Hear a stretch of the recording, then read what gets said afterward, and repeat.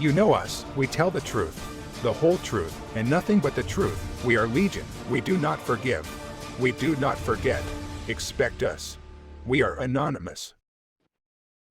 I think that the internet is going to be one of the major forces for reducing the role of government.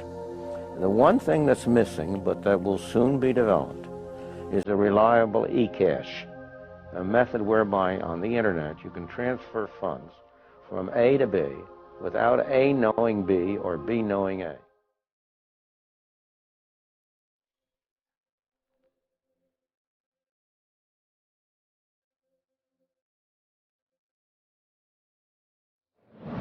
What is Bitcoin? What is Bitcoin? What backs a Bitcoin? You put some of your money, real money, online, and it turns into Bitcoin.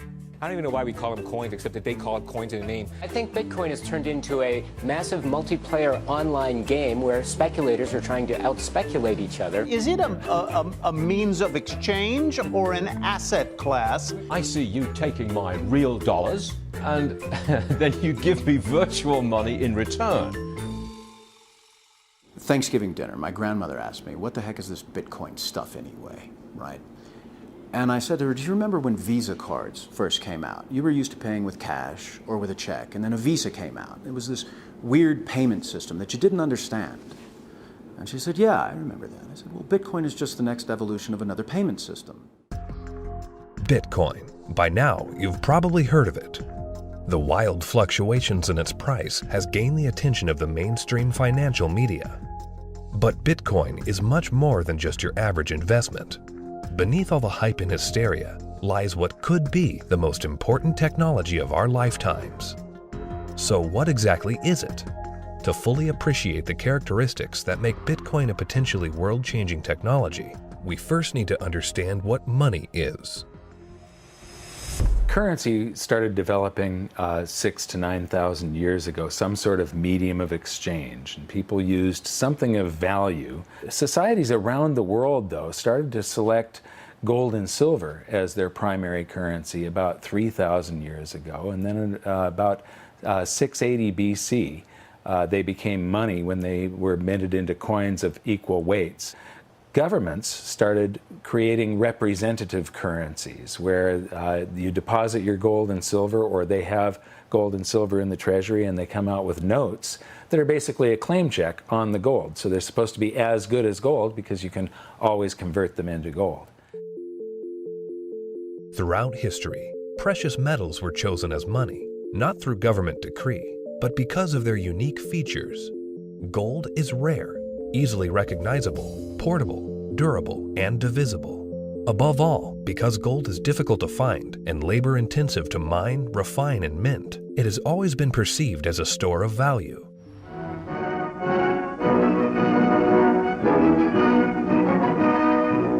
At Bretton Woods, New Hampshire, delegates from 44 allied and associate countries arrived for the opening of the United Nations Monetary and Financial Conference. In modern history, as World War II was coming to an end, in 1944, the Allied nations met at the small town of Bretton Woods, New Hampshire. Here, they drafted a new financial system, which would stabilize the world's financial system once the war ended. With the United States poised to enter a golden age of prosperity, the U.S. dollar was chosen to be the world's reserve currency. The Bretton Woods system was created after the Second World War at the Bretton Woods Conference in New Hampshire. And rather than using gold as the means of exchange between countries, as was the case under the old gold standard, the dollar was going to be used. The dollar was chosen because back then it was as good as gold. Under this new system, the countries of the world would tie their currencies at a fixed rate to the U.S. dollar. And because most of the world's gold was held in U.S. vaults, the U.S. dollar would be backed by gold at a fixed price of $35 per ounce. This created a system where the currencies of the world were effectively backed by gold through the U.S. dollar. I have directed Secretary Connally to suspend temporarily the convertibility of the dollar into gold or other reserve assets. The Bretton Woods system lasted for about 25 years, but in August of 1971, President Richard Nixon called for an emergency press conference where he announced foreign countries would no longer be able to convert their US dollar holdings into gold. This surprise move would come to be known as the Nixon shock. With this one announcement, President Nixon effectively created our current monetary system, a system where no currency is backed by gold or anything of value. This is what is known as a fiat currency. Fiat currency is currency that's backed by nothing except government promises. The word fiat is a Latin word, and it basically means currency that's circulating by force. If people have confidence in that currency, and if there's enough government force, that will enable the currency to circulate for a period of time until people lose confidence in the currency. Money is a medium of exchange, and the way it has evolved is that it's always something of intrinsic value until the modern age, when the politicians say, well, we don't need anything of intrinsic value anymore. All we need is political decree. We can say this is money, this piece of paper is money. Now money has a new characteristic. But underneath it all, there's this same concept in place that nobody ever seems to challenge, and that is that governments have a right to declare something of no value to be money, and you must accept it. That's really the problem, and it's still the problem today. Without anything tangible backing the currencies we use today, governments around the world have been able to issue unlimited amounts of new currency without restraint. And with the advent of the digital age, currencies around the world are now digits in a global banking database. So what is Bitcoin? Well, simply put, it's a digital currency, much like the electronic currency we use today. But it's also the payment network which facilitates the transfer of this new digital currency from one person to another. Bitcoin's a new internet protocol that enables the transmission of value over a communications channel. You can think of it like being able to send a gold coin as easily as you send an email. You can send any amount of money to anyone in the world, anytime, can't be seized, can't be confiscated, can't be frozen. Very useful technology. So Bitcoin is a digital currency and it is a payment system. So it's a payment system in the same way that bank networks are, or PayPal. Those are all payment systems. But it's also a currency. So PayPal and banks use the dollar as their currency. The Bitcoin payment system uses Bitcoins as its currency. So they both have the same name. What is your opinion of disruptive digital currencies such as Bitcoin? If you're looking for the idea that a currency doesn't really have to be something physical, it can be something that's virtual, that's the system we already have. You know, and if you want it to be, I want a way to make payments electronically, that's, credit cards. I mean, so exactly what it is that this thing is supposed to be doing that we don't already mostly do. Bitcoin is different from other fiat currencies in a couple ways, but not the way people think. So most people think it's different because it is a digital currency, but fiat currencies are also digital, right? So the dollar is a digital currency, the euro is a digital currency. They're all just ones and zeros in the banks of the world. So it's not that Bitcoin is digital that makes it unique. It's unique in that it cannot be created out of thin air. So dollars, euros, yen, these can all be created out of thin air by people who have permission to do so, which is generally a central bank. Bitcoin has no ability to create it out of thin air. So it is a scarce digital asset. Unlike the banking system we currently use, where bureaucrats meet behind closed doors and determine and regulate the supply of new currency, mathematics and cryptography are used to regulate the creation of new bitcoins. The Bitcoin network is decentralized, meaning that instead of transactions and account balances being stored on a central computer or database, Bitcoin's ledger of accounts, more commonly known as the blockchain, is distributed across tens of thousands of computers around the world. There's something called Napster. We all remember Napster. We could download music and movies from Napster, but after a while it got so big and popular, the government came in, shut it down because of copyright infringements. No more Napster, right? So then somebody created something called the BitTorrent network. What's this? This is a software people run on their computers that allows people to file share. So if you run the software, you can go to things like Pirate Bay or Views or BT Junkie, and you can download any music or any movies you want, and they can't stop it because it's not a centralized location. Well, Bitcoin is the currency that runs on the BitTorrent network. Why was gold and silver considered money for the last 4,000 years is because it took work and effort to make that nice, beautiful coin. They had to dig it out of the ground and refine it in the crucibles and the furnaces and stamp it into a nice, beautiful coin. And that took work. So you didn't have to trust anybody that they were going to work for you. The work was already done. Well, Bitcoin, proof of work, is the same thing, right? You have to hash away and solve all these math problems. You have to have the chips and the electricity and yada, yada, yada to create a Bitcoin. It would cost today about $800 to make a Bitcoin. I believe that Bitcoin has multiple levels of intrinsic value. The properties like being unconfiscatable, properties like this censorship-resistant value transfer that no one can stop you from sending.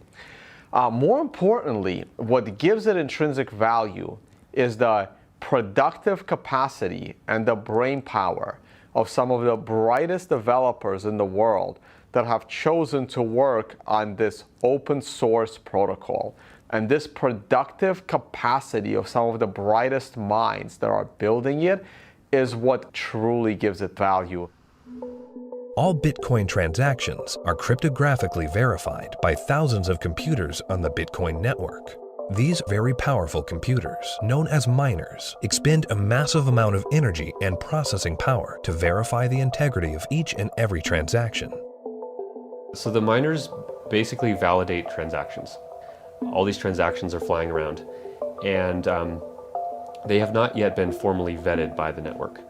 If the miner believes the transactions are valid, it will put them in the block, and the block then becomes part of the blockchain.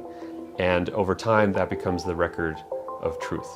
And so what that means is that if you receive Bitcoin and a few blocks happen after you receive it, no one can ever take that money away from you because the blocks have been stuck into the blockchain, they can't be reversed, and you know that the money is truly yours. The decentralized nature of the Bitcoin network eliminates a single point of failure and makes it impossible to be hacked or to be shut down. Bitcoin transactions are transmitted peer-to-peer without the need for a third party, meaning that the user is in complete control of their money. It's impossible to be shut down. That's the beautiful thing about it. There is no Bitcoin place. You can't shoot Bitcoins. It has no center of gravity. It has no headquarters. You can't shut it down. The only way you could is to shut off the internet. Your average person has absolutely no idea how their email works, but it works, and that's all that really matters. And Bitcoin's very similar to that. But as far as what I would do to tell people or describe to people who don't know about Bitcoin what it is, I would say it's a form of money that you can just use on your phone or your computer in today's digital age where everyone's on the internet, that is much faster to send than most of the banks. And it has, for at least since its inception in 2009, risen in value. For new users, the inner workings of Bitcoin can be quite complex and daunting. But what's important is how this revolutionary technology changes how money is transferred globally. Right now, every single payment that you make to another person goes through an intermediary. Either PayPal or bank or Visa or MasterCard. And more importantly, the governmental jurisdiction decides if you're allowed to make that payment. That payment could be stopped halfway through, and then you have to try and get your money back. With Bitcoin, no one can stop it. The moment you decide to send another person digital value, you can just send it. And there is nobody in your way. There is no one that has to give you permission to pay another person money, and all they need is an internet connection.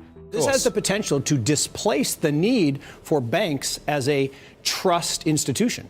If you and I exchange currency or have commerce using Bitcoin and it goes on the ledger, on the blockchain, we don't need a bank to confirm that that is a valid transaction. One of the differences between Bitcoin and the banking system is it doesn't require a third party to perform. When you make a deposit into a checking account or a savings account, you are actually loaning the bank your currency. They now have title to it, and they have a liability on their books to pay you back one day, but they get to do anything they want with it. And you have this intermediary, this third party, counterparty that has to perform for you to be able to get your currency back. Cryptocurrencies invert the power structure. It isn't a few people at the top controlling a whole bunch of people at the bottom. The power goes to the individual. In the same way that the internet flattened access to information and allowed anyone in the world with an internet connection to learn basically anything they wanted to know and to communicate with anyone else on Earth, Bitcoin does that with money. So now anyone on the planet, no matter their age or the arbitrary geographic location in which they were born or the arbitrary rules of the people that govern over them, that person can now engage economically with anyone else in the world directly. And that's profoundly powerful. You do not need a bank account to interact with Bitcoin. You do not need a bank account now to receive an honest payment from someone else in the world and know that the money is legitimate and good and can't be rescinded. So money now can't be censored. Any two people can send it between each other through Bitcoin. Cryptocurrency Bitcoin has once again defied naysayers by spiking above $18,000 at one point today. Bitcoin hits a new high. We had this incredible run up in the fall going into the holidays, and then we've seen a pretty big pullback. This is a 30% loss in the week and a 50% loss in the year. The past year has seen the price of Bitcoin rise and fall in dramatic fashion, getting the attention of Wall Street and the investment community. Bitcoin is now seen by the public as a speculative asset class that can be traded, but the core fundamentals of this important technology cannot be overlooked. The use of Bitcoin is particularly vital in the developing world, where billions of people are without basic banking services. People who see the price all the time, especially in advanced societies, they focus more on the price and they think that Bitcoin is an investment solely and that it goes up and down like a stock based on news and expectations. But the fact is, probably there's more people in these kind of third economies. They don't own a lot, but they own it, and they own it because they need it. Not because they expect to get rich or hope to get rich, because they need to protect themselves against both destroyed fiat currencies and against capital controls. So when people think of it as an investment, they have to realize that the reason that Bitcoin's so exciting is because it's a future money for the world, not because it's something that could become a great investment. It just so happens to be that both can be accomplished at the same time. One of the great powers of whether it's Bitcoin or any other cryptocurrencies, if we can figure out how to scale the technology, we can solve a lot of problems in the financial system. We can transact with each other globally at very low cost and very efficiently. And there's tremendous market power in that. Has nothing to do with anyone in the financial system. People want to be able to communicate and transact with each other simply and quickly, and the hunger to do that is enormous. Today, Bitcoin is seen as a financial asset, but as the technology develops, the blockchain that powers Bitcoin may be used to verify transactions other than the transfer of money. Each Bitcoin is divisible into 100 millionth of a Bitcoin, called a Satoshi. These tiny fractions of a Bitcoin can be programmed to represent assets other than money. In this way, the Bitcoin blockchain can be used to verify transactions of all kinds of items without the need for a central authority. The Bitcoin blockchain is a tremendous technological innovation that enables distributed consensus. People are able to come to agreement on what the state of this ledger should be and what it is. And that enables people to have trust without trusting any other party or person or institution. So anywhere we need to have trust, where we need to be able to verify what is the true and correct state of something, that has an application to be put on the Bitcoin blockchain. For 6,000 years of recorded history, we've always had this problem when we want to engage in consensual exchange. That is, if we're strangers, can I trust you? And what's happening with Bitcoin and the blockchain, the technology that powers Bitcoin, is it's now possible for us to have trustworthy exchange without those third parties. The trust is built in through the cryptography. That guarantees the exchange of value. Well, that means that there's this technology that is as disruptive as the internet was to publishing, but this is disruptive to these 100 different institutions that really are the glue that pulls society together. You know, everything from as mundane as notary publics to the land titling, to coining money, to voting. All kinds of these things are going to be recreated in the blockchain in a way that we will finally be able to fully trust. But what that means is what we've seen technology do to lots of private industries is now going to start doing to government function. The thing for me is understanding the implications of what this is. You can take 100 million bits of a Bitcoin. Each bit is called a Satoshi, right? And you can program that to be anything of value. It can represent titles to automobiles or real estate or diamonds or gold or votes in elections. Anything of value can now be digitized and tokenized, put up on the blockchain, and transacted, can be sent across the internet without having to go through a trusted third party. I think the blockchain and Bitcoin is going to change the world. I think it's going to change everything in terms of protecting people's identities, allowing people to own property. Bitcoin's for the 2 billion people that don't have bank accounts, the 5 billion people that can't prove they exist. They don't have title to real estate and stuff. That's what Bitcoin's going to change the most for those people, is because, you know, they're going to jump from the third world to the first world. It's really going to revolutionize Latin America, Africa, Southeast Asia, where people can finally now own real estate. We can have a transparent election that can't be hacked. Imagine. That's going to change the world in and of itself. Tempers are beginning to flare. These people have already been in queue for more than 3 hours now. Carrying currency notes, the government suddenly banned on Tuesday night. Because anyone can start using Bitcoin by simply installing an app on their phone, Bitcoin can be used by the developing world to protect their wealth from unstable currencies and government control. We're seeing it behave as a crisis currency in Venezuela, in Nigeria, in Zimbabwe. When these countries can't get a grasp on their own monetary policy, people flood to Bitcoin. The fate of the unbanked and underbanked population no longer lies in the hands of corrupt governments, centrally planned economies, and central banks. There's a new option, a plan B. Personally, I live in the United States, and a lot of people in the U.S. get bank accounts very easily, have credit cards, debit cards, and all of that, and they don't find that there are too many frictions and pain points. But in a country like India, there are 233 million individuals who are unbanked, who don't have access to a traditional financial infrastructure, and so they're operating cash payment to cash payment. But Bitcoin has become a game changer. So individuals, in essence, can hold on to it, they can spend it, they can transfer it internationally. There are so many use cases. Currently, Bitcoin transactions can sometimes carry a significant fee, making it unsuitable for use for small transactions. But Bitcoin is programmable money, meaning that new layers and technologies can be integrated into it. In the near future, one such development, called the Lightning Network, will help reduce the cost of Bitcoin transactions. At the moment, Bitcoin is actually suffering from being too popular. One of the challenges that Bitcoin has is every transaction needs computational power to process. So at the moment, Bitcoin can settle about 4 to 7 transactions a second. And in the future, each of those 4 to 7 transactions a second can contain 1 million transactions within it. And that's what the second layer and Lightning is trying to do. It will just make it so much more efficient and so much cheaper for the average person.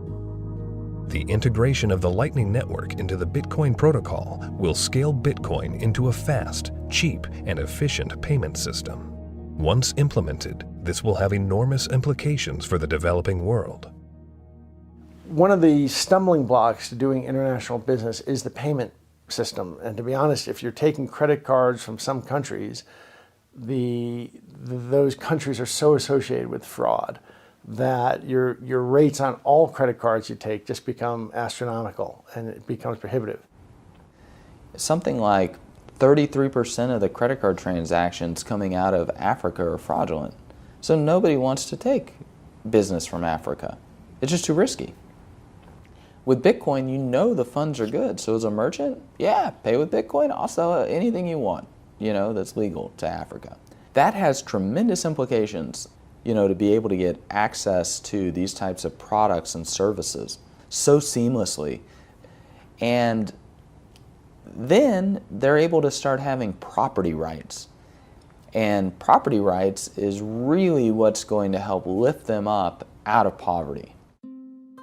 Closer to home, in today's digital world, governments have started to phase out cash, replacing it with digital currency. In this environment where concerns over personal privacy are very real, Bitcoin provides monetary sovereignty outside the control of government policy. When you have a situation where the government is trying to control, they don't want people to have the means of hiding anything from them. Not just from a tax standpoint, they want to know what everyone's doing in Big Brother fashion. So, the way that I look at Bitcoin is it's the ultimate monetary weapon that the people have never had in history. Every government in the world wants to go cashless. One of the reasons is that in a cashless society, you are not able to exit the banking system. When people panic, they run to the ATM machines, they run to the bank and they withdraw money. The other thing is the governments are starting to run out of money. And governments don't build anything. They just use other people's money. So they are treating everyone as a tax evader. I believe the main reason why Bitcoin is so popular and important is not because of its finite supply and being gold. It's because of anti-money laundering laws preventing people from doing what they want with their money. One of the main functions of government is to create currency. Bitcoin is successful only because of its potential for circumvention, lack of oversight. So it seems to me it ought to be outlawed.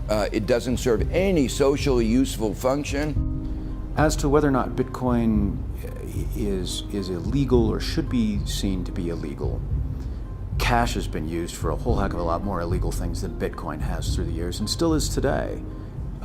Cash is untraceable, it's easily transportable, nobody knows where that dollar has been and how it's been moved from hand to hand to hand.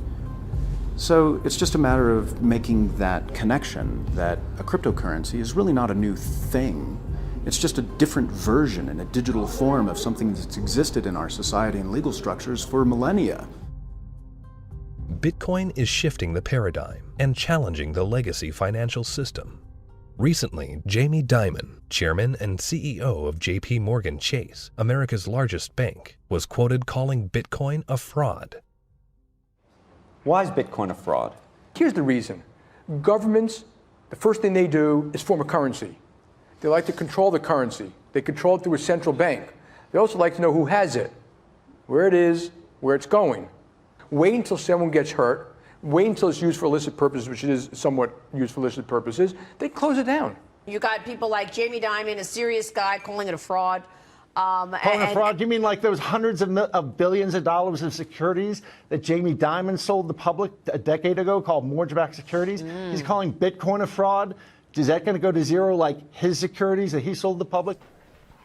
First with respect to asking a banker about whether they like Bitcoin or not, that's kind of like asking a king, do you like democracy? It's just so thoroughly frustrating and insulting when people who know very little about what we do watch an up-and-coming technology and have the audacity to call us all criminals.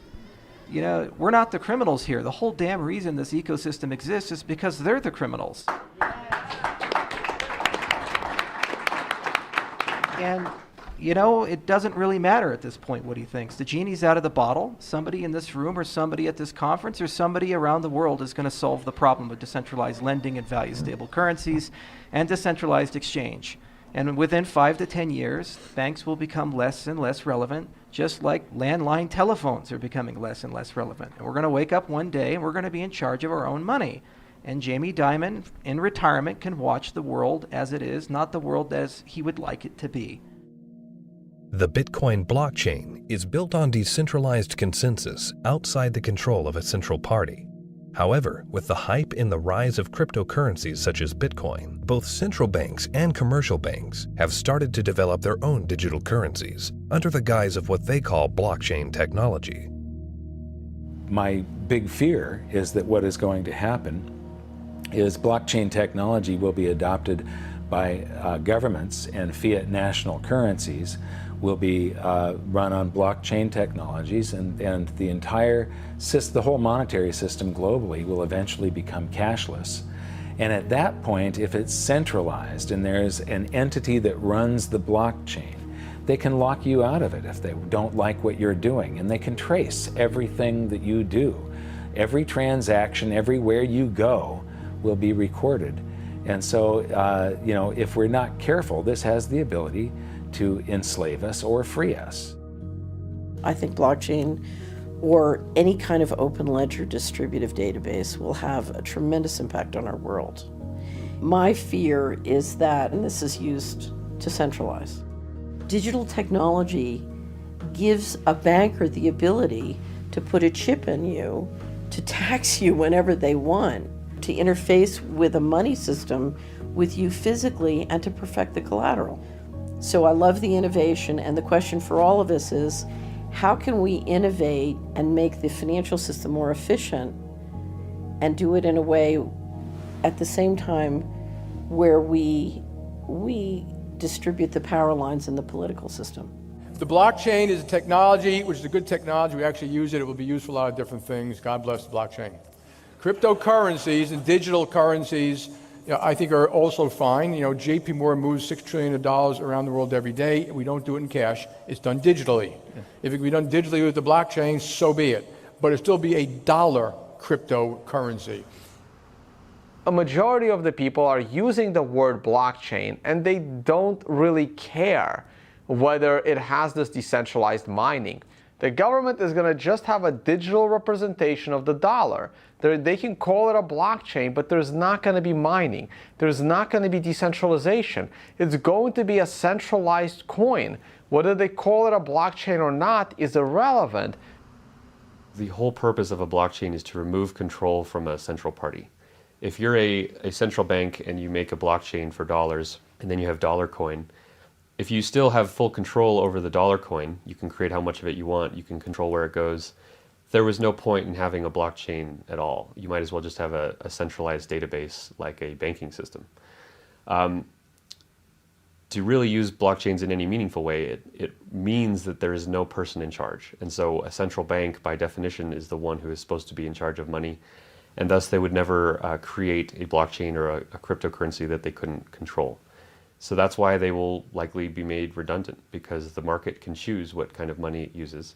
And it now has a choice between a digital currency that can be controlled by central parties and inflated without limit, or a digital currency that cannot be controlled by any central party and that has a fixed amount and can't be debased.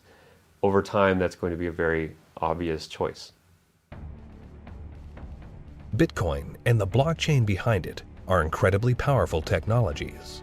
As the future unfolds, these technologies could be used to restructure the financial system into one of fairness and equality for all, a system outside the control of the banking elite. We have millions of people now taking an interest in what is money, the question of what is money, what should it be? And they're learning, especially a lot of young people. Precious metals were once money. Then came the era of paper money. Could we now be entering a golden age of decentralized digital money? Only time will tell. Bitcoin is first and foremost about changing how the financial system of the planet operates. However, Bitcoin is also a financial asset itself, and it goes through these bubbles, and people have made many millions of dollars when they buy it low, and then it goes up in value. But that's not really what matters at all. What matters is that it's actually going to change the entire ecosystem of the planet, how all humans interact with each other, and that's a very exciting thing to be part of.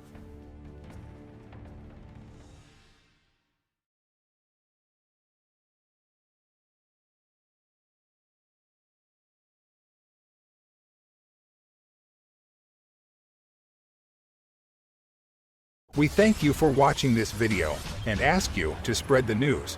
Put this video on your social network or link to it so that you can be part of the anonymous movement. Together we are strong. Together we are anonymous.